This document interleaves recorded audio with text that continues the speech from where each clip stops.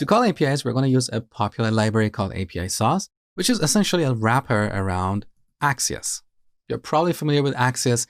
It's a very popular library for calling APIs. I talked about it in my React course. Now, if you have other preferences, if you prefer to use the fetch API, that's totally fine. But in this course, I'm going to use ApiSauce. So ApiSauce is a wrapper around ApiSauce.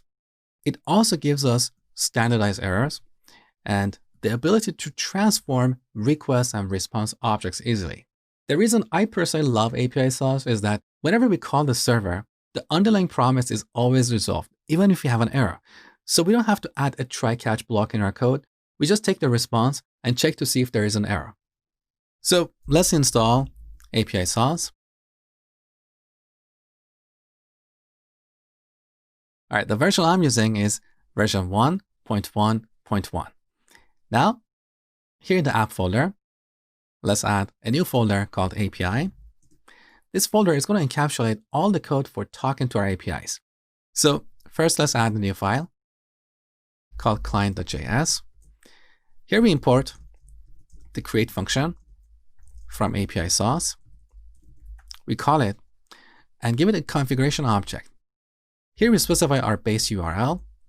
Make sure to spell URL with capital letters. I have made this mistake before. I spelled it like this and things didn't work. So base URL, we set this to the URL of our backend.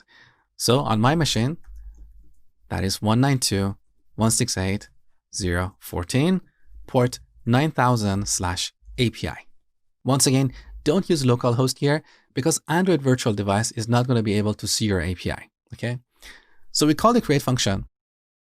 This gives us an API or API client object. Now, here we have methods like get, post, put, delete, and so on. Now, what I love about this library is that whenever we call the server, the promise is always resolved. So let's say we call the listings endpoint. Now we get a promise. When this promise is resolved, we get our response object. So instead of using a try-catch block to handle a rejected promise, we just check response.ok. If it's not okay, then look at response.problem. Problem is a string, and it can be one of these values. For example, we have client error, server error, connection error, and so on. So ApiSauce gives us standardized errors. That's another reason I love this library. Next, I'm going to talk about creating an API layer.